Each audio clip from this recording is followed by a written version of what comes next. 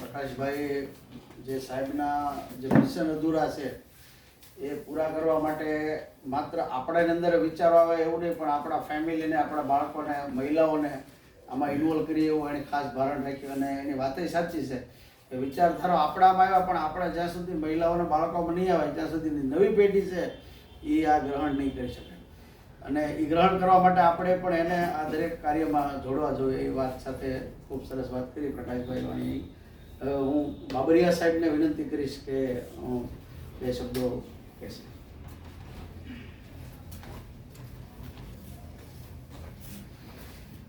જય ભીમ, જય કાશીરામ. આજે 15 માર્ચ માનનીય કાશીરામ સાહેબની જન્મજયંતિ નિમિત્તે આપણે અહીંયા જન્મજયંતિની ઉજવણી પ્રસંગે અહીંયા બધા એકત્રિત થયા છીએ. તો માનનીય કાશીરામ સાહેબની જે આપણે જે નામ ટાઇટલ રાખેલું છે કે મિશન કાશીરામ, તો મિશન કાશીરામ શું છે એ બાબતે હું થોડો પ્રકાશ પાડીશ. તો બાબા સાહેબ જે છે એમના જીવનમાંથી પ્રેરણા લઈ અને કાશીરામ સાહેબે જોયું કે ભાઈ રાજસત્તા જે છે એના વગર આ વ્યવસ્થા બદલી શકાય એમ નથી, આ હક અધિકારો મળે એમ નથી, આ અન્યાયની જે આ અન્યાયકારી વ્યવસ્થા છે એમાં બદલાવ લાવી શકાય એમ નથી. એટલે બાબા સાહેબે જે political power is master key જે એમના જે સ્લોગન હતું એના ઉપર જે છે કાશીરામ સાહેબે જે છે એ આખી જિંદગી જે છે એ સંશોધન કર્યું અને સંશોધન કરી અને આપણા માટે એક રોડ મેપ બનાવ્યો, જેને આપણે जिन्होंने स्वाभिमान से बहुजनों की असली राजनीति कैसे की जाती है उसका रोड मैप बना के हमको दिया है. उन्होंने पूरी जिंदगी किस तरह से हम इस धनवानों के खिलाफ ये लड़ाई लड़ सकते हैं उसके लिए काशीराम साहब ने पूरी जिंदगी उसके खिलाफ लड़ाई लड़ी. साहब कहते थे कि राज किसी को मांगने, किसी के पास मांगने से नहीं मिलता है. राज लेने के लिए हमें संघर्ष करना पड़ता है, इसलिए हमें हमारी शक्ति का निर्माण करना पड़ता है और हम हमारी ताकत से ही राज जो है वो स्थापित कर सकते हैं. मांगने से हमको राज नहीं मिलता है. और भारत के अंदर लोकशाही नहीं है. लोकशाही सिर्फ कॉन्स्टिट्यूशन में है. और बाबा साहब ने यह भी कहा था कि कॉन्स्टिट्यूशन कितना भी अच्छा क्यों ना हो, अगर उसकी अमलवारी करने वाले बेईमान लोग होंगे तो ये कॉन्स्टिट्यूशन भी जो है वो आपको फायदा नहीं पहुंचाएगा. और अगर कॉन्स्टिट्यूशन में कोई खामी भी थोड़ी बहुत रहती है, लेकिन अगर इसकी अमलवारी करने वाले ईमानदार लोग होंगे तो सबको न्याय मिलेगा, सबको समानता मिलेगा, अधिकार मिलेगा, सब मिलेगा. साथियों, તમને ખ્યાલ હશે તો હું તમને એ કહું કે આજે પણ ઇંગ્લેન્ડની અંદર લેખિતમાં બંધારણ નથી. આજે પણ દુનિયાની સર્વશ્રેષ્ઠ લોકશાહી જે છે એ ઇંગ્લેન્ડમાં છે, જ્યાં લેખિત બંધારણ નથી. અહીંયા લેખિત બંધારણ હોવા છતાં પણ જે છે એ મુઠ્ઠીભર લોકો જે છે એ આ દેશ પર ચડી બેઠા છે. 1% લોકો પાસે 70% સંપત્તિ છે. 1% લોકો પાસે. એટલે બાબા સાહેબ જે કહેતા કે ભાઈ કાશીરામ साहब कहता कि इस देश के अंदर से लोकशाही खत्म हो गई है. ये धनवान लोग हैं, वो अलग अलग नाम से पार्टियां बनाते हैं. कांग्रेस पार्टी हो, भाजपा पार्टी हो, आमवादी पार्टी हो, साम्यवादी पार्टी हो, मार्क्सवादी पार्टी हो, ये सभी पार्टियां हैं वो उद्योगपतियों ने अपने धन से बनाई हुई पार्टियां हैं. और वो अपने धन से ये पार्टियां चलाते हैं. ये चलाने वाले तो नीतियां वो पार्टी के इशारे पे बनाते हैं। और ये लोगों ने ऐसी व्यवस्था धनवानों ने बनाई, अपने हिसाब से पार्टियां बनाई, पार्टियों को पैसा देते हैं। ऐसे ही समझो कि पार्टियां जो है वो उसकी नौकर है। पॉलिटिकल पार्टियां वो धनवान राजकीय जो धनवान उद्योगपति जो है उसकी एक नौकर है, उसके एक कर्मचारी की हैसियत से वो लोग काम कर रहे हैं इस देश के अंदर। और इसीलिए आज ऐसी व्यवस्था का निर्माण हो गया कि 1% लोगों के पास इस देश की 70% प्रॉपर्टी है। जब पूरा का पूरा धन एक साइड पे चला जाएगा तो आप कितने भी आप हाथ पैर मार लो, जब कुछ होगा ही नहीं तो हाथ में आएगा क्या? पूरा का पूरा जब एक साइड पे चला जाए, इसी व्यवस्था का ये लोगों ने निर्माण किया। 1982 में जब काशीराम साहब ने बहुजन पार्टी का निर्माण किया, तब ये मुट्ठी भर लोग जो हमारे पे शासन कर रहे हैं, जो हम जानते हो 3% कौन है, वो लोगों ने मीटिंग बुलाई कि काशीराम साहब ने पार्टी बनाई और वो हमसे शासन छीनना चाहते हैं।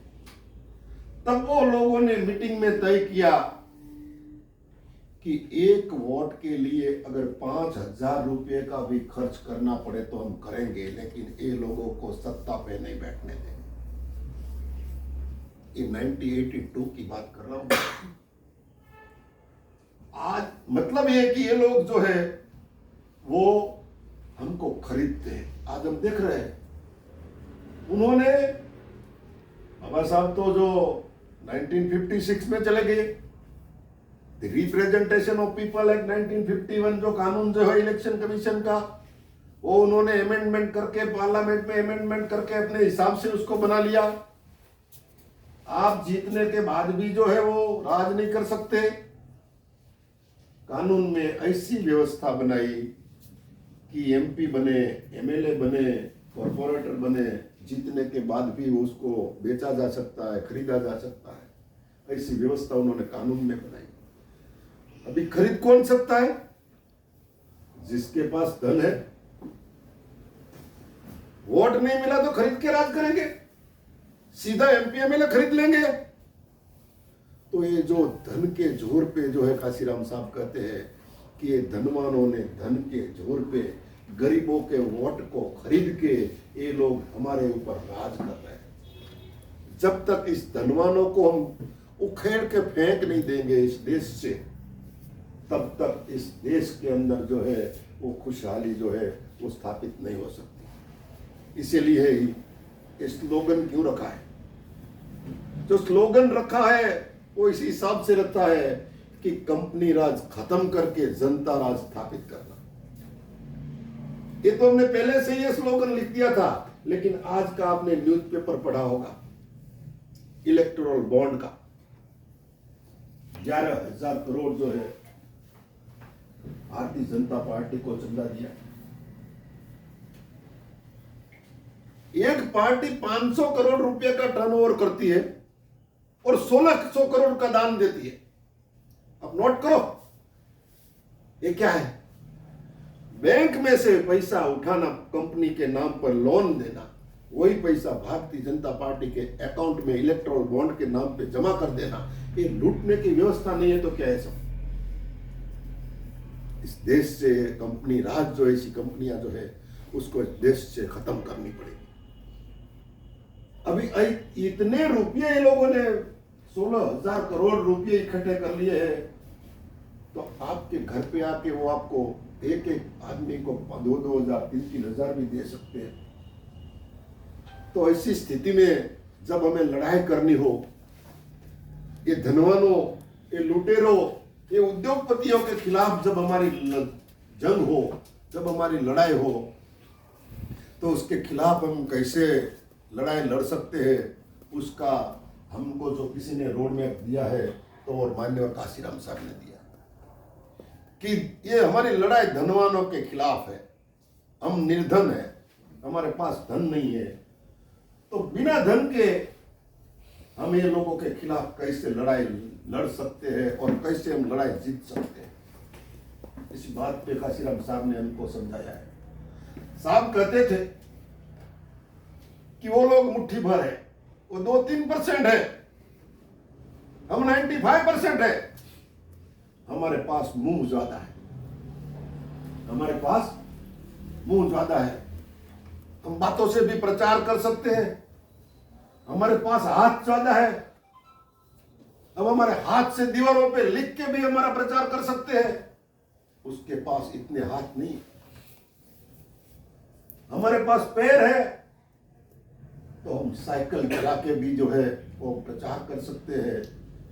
वो लोगों के पास इतने पैर नहीं है, इतने हाथ नहीं है, उसके पास कुछ नहीं है, उसके पास सिर्फ धन है। धन को ठोकर मार दो तो हम उसको आराम से हरा सकते हैं। तो धन को कैसे ठोकर मारे,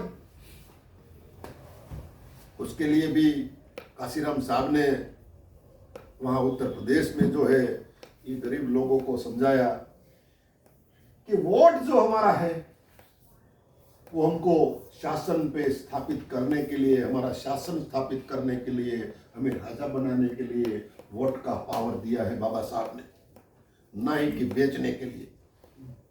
तो हमें ये जो हमारा वोट है उसकी इस तरह से रक्षा करनी चाहिए जिस तरह से हम हमारी बहन बेटियों की रक्षा करते हैं।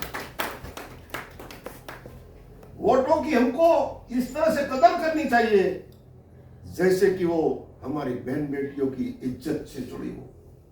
जब हम वोट की कीमत हमारी बहन बेटियों की इज्जत के साथ जोड़ देंगे और वो वोट हड़पने की कोई कोशिश करेगा तो हम उसके पर जान की बाजी भी लगा देंगे। जब तक हम ये विचारधारा जो है वो घर घर तक नहीं पहुंचाएंगे तब तक हम वोट को नहीं बचा पाएंगे। तो वोट बचाने के लिए वोटों की कीमत हमें बहन बेटियों की इज्जत की तरह जो है करनी पड़ेगी। और बहन बेटियों की इज्जत बचाने के लिए जिस तरह से हम अपनी जान की बाजी लगा देते हैं उसी तरह हमें जान की बाजी भी वोटों की जो है वोट की कीमत करने के लिए लगानी पड़ेगी। ये जो साहब की जो सोच थी, इसी सोच ने ये धनवानों को जो है वो सोचने के लिए मजबूर कर दिया, उसको हराया। साहब कहते थे कि हमारा सबसे बड़ा, गरीबों का सबसे बड़ा हथियार संगठन है। जब भी कोई बड़ी लड़ाई लड़नी होती है तो अकेला व्यक्ति वो लड़ाई कभी नहीं लड़ सकता। बड़ी लड़ाई लड़ने के लिए हमें संगठन की जरूरत होती है। संगठन ही गरीबों का सबसे बड़ा हथियार है। आप ये हथियार जो है संगठन, जो सबसे बड़ा हथियार, उसको आप कितना तैयार करते हो, वो हथियार को आप कितना धारदार बनाते हो, वो हथियार को जो है वो आप कितना शिस्तबद्ध बनाते हो, उसी हिसाब से वो हथियार जो है वो युद्ध में काम आएगा। तो अगर ये लड़ाई हमें लड़नी है तो हमें बड़ा संगठन बनाना पड़ेगा। जब तक बड़ा संगठन नहीं होगा तब तक हम ये लड़ाई नहीं लड़ सकते। ये लड़ाई लड़ने के लिए हमें हजारों नहीं लाखों की संख्या में हमारे साथ ऐसे लोगों को जोड़ना होगा जो इस लड़ाई के अंदर जो है वो तन मन और धन से जो है वो पूरी ताकत से इस मिशन में लग जाए। जब तक हम लोगों को ये बात समझाने में कामयाब नहीं होंगे तब तक हम सफल नहीं हो सकते। इसलिए हमको जो है वो घर घर पे जाके हमें समझाना होगा कि इस देश के अंदर उद्योगपति, धनवान लोगों की बनाई हुई पार्टियां राज कर रही है। धनवान लोग राज कर रहे हैं, उद्योगपति राज कर रहे हैं, और वो राज करने के लिए अपनी पार्टियों में गुंडे, मवाली, भ्रष्टाचारी, बलात्कारी, लुटेरे को वो उसमें भर्ती करते हैं और उसी का सहारा लेके ये लोग हमारे में राज करते हैं। चलाने वाले धनवान लोग हैं, उद्योगपति है, ये लोग तो उसमें जो है वो चलाने, ये जो पार्टियां चलाते हैं, सही में पार्टियां चलाने वाले लोग राज नहीं कर रहे। राज करने वाले लोग ये धनवान बुद्धिजीवी जो लोग हैं, जो ये उद्योगपति है, ये लोग राज कर रहे हैं। जो कानून बना रहे हैं वो कानून सब उसके इशारे पे बन रहे हैं। काशीराम साहब कहते थे कि हमारी गरीबों की, किसानों की, मजदूरों की कैसे सुखाकारी हो सकती है, उसकी व्यवस्था करने के लिए धनवान लोग बोल रहे हैं कि हम आपकी व्यवस्था करेंगे। 75 साल से वो लोग बोल रहे हैं कि हम गरीबों, किसानों, मजदूरों के लिए इतनी इतनी योजनाएं ला रहे हैं। वो कभी ये नहीं बोल रहे हैं कि हम धनवानों के लिए ये कर रहे हैं, कभी ये नहीं बोल रहे कि हम धनवानों के लिए। उसके बावजूद भी 1% लोगों के पास 70% प्रॉपर्टी है इस देश की। 2019 से जब से मोदी देश में आया है, हर रोज 100 करोड़ लोग, हर रोज 100 लोग, अरे हर रोज ये कितना, हर रोज 100 लोग जो है वो करोड़पति की लाइन में बढ़ रहे हैं पर डे। जब से वो सत्ता में आया है तो हर रोज 100 लोग जो है वो करोड़पति की लाइन में बढ़ रहे हैं। उन्होंने ऐसी व्यवस्था का निर्माण किया है कि उसे कुछ करना ही ना पड़े, फिर भी उसके लोग जो है वो करोड़ोपति, लाखोंपति हो सकते हैं। ये रेलवे जो थी, रेलवे का चीफ, उसका पगार कितना होता है? 2 लाख, 2.5 लाख रुपया। यही अदानी अंबानी के पास जाता है तो वो कितना सैलरी देता है मालूम है आपको? 20 करोड़ रुपए का पैकेज। रिलायंस वाला जो है जामनगर में, वहां उसके जो है मुट्ठी भर लोग जो है, उसके हजारों कर्मचारी ऐसे हैं जिसकी सैलरी 20 करोड़ रुपया है। ये पूरी लूटने की व्यवस्था है। यही company oil and national gas commission यानी कि ONGC, that is also a one kind of refinery, and Reliance is also a refinery, that is nothing more than that. IPCL, Indian petrochemicals, that is also a refinery. एक refinery जब government चलाती थी, जब हम लोग चलाते थे, तो वहां कर्मचारी 50,000 लाख रुपए से वही काम करता था। आज वही काम के लिए वो अपने लोगों को 20-20 करोड़ रुपया दे रहा। ये पूरी लूट की व्यवस्था बनाई हुई है। जब तक हम ये देश में से कंपनी राज खत्म नहीं करेंगे, तब तक हम ये लड़ाई जीत नहीं सकते। और कंपनी राज खत्म करने के लिए हमारे सामने ज्यादा लोग नहीं आएंगे। हमारे लिए ये लड़ाई बहुत आसान है। क्यों? कंपनी चलाने वाले मुट्ठी भर लोग हैं और हम करोड़ों की संख्या में हैं। हमारे बगैर उसकी कंपनी नहीं चल सकती। हमारी इच्छा के विरुद्ध वो इधर रह भी नहीं सकते। जिस दिन हम समाज को जागरूक कर देंगे कि हमारा असली दुश्मन ये कंपनी वाले लोग हैं, उस दिन जो है ये लड़ाई हम जीत जाएंगे।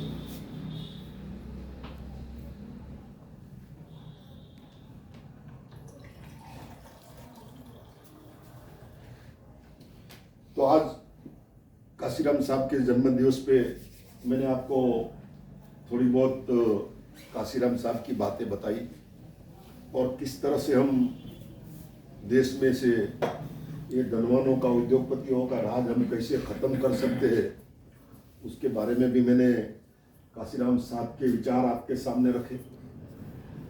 जिसको भी माननीय काशीराम साहब की राजनीति क्या है वो जानना और समझने की जिसको भी शौक है या जिसको भी ऐसा कोई उत्सुकता है, तो उसके 12 वॉल्यूम जो है वो प्रसिद्ध हुए और वो 12 वॉल्यूम जो साहब ने पूरी जिंदगी में जो अपने जो भाषण दिए थे, और भाषण जो उस वक्त जो पत्रिकाएं साहब के समय में जो प्रसिद्ध होती थी, उसमें से कंपाइल करके वो 12 वॉल्यूम तैयार किए हैं।